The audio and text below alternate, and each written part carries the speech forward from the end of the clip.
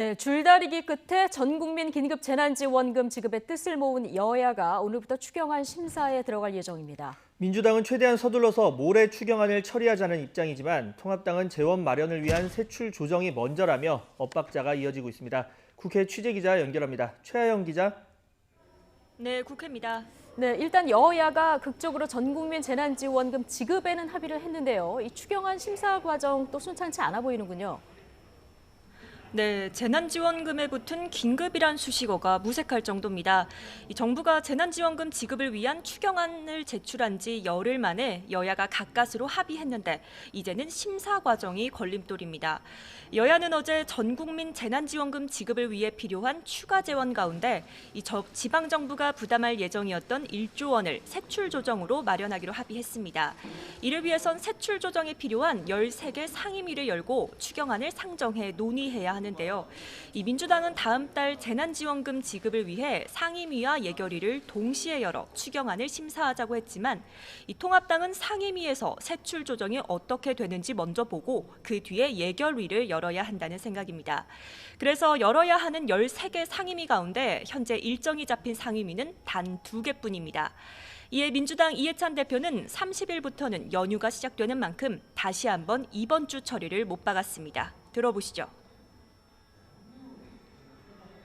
29일까지 반드시 통과시킬 수 있도록 야당의 협조를 강력히 요청하는 바입니다. 20대 내내 발목 잡기를 하셨는데 마지막으로 이번만큼은 협조해 주시길 다시 한번 간곡히 요청을 드립니다. 하지만 통합당 심재철 원내대표 권한대행은 여전히 상임위 먼저, 예결위는 그 다음이라는 입장입니다. 심 권한대행의 말도 들어보시죠. 오늘부터 상임위를 가동해서 추경안을 심의하겠습니다. 그리고 이 상임위 심사가 되면은 또 당연히 예결위가 진행될 것입니다. 코로나 재난지원금이 국민들에게 하루빨리 지급될 수 있도록 저희들도 열심히 협조하겠습니다.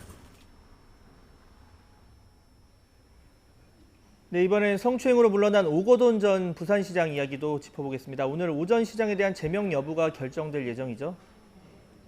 네, 오늘 오후 2시입니다. 이 더불어민주당은 윤리심판원 회의를 열고 징계 수위를 결정할 방침인데요. 이 사실상 징계 최고 수위인 제명을 피하긴 어려워 보입니다. 이에 대해 이해찬 대표는 국민께 심려를 끼쳐 죄송하다면서 이 총선에서도 성추문 문제는 무관용으로 임한 만큼 일벌백계 절차에 돌입하겠다고 밝혔습니다. 이렇게 일단 민주당은 한껏 몸을 낮추고 있지만 통합당은 맹공에 나섰습니다. 이 오전 시장 성범죄는 위력에 의한 강제추행이라며 현행범 긴급 체포를 해야 한다는 주장까지 나왔는데요. 그러면서 오전 시장이 총선 전 벌어진 자신의 성추행 사건에 대해 총선 이후 사퇴하겠다는 공증을 받았는데 이 공증을 받은 법무법인이 문재인 대통령과 관련 있는 곳이라며 청와대와 민주당도 총선 전에 이를 몰랐을 리 없다며 문제를 삼고 있습니다. 이에 따라 통합당은 이번 사건을 비롯해 민주당 김남국 당선인의 성비와 방송 등을 조사하기 위해 진상조사팀을 꾸려 오늘부터 활동에 들어갔습니다. 지금까지 국회에서 전해드렸습니다.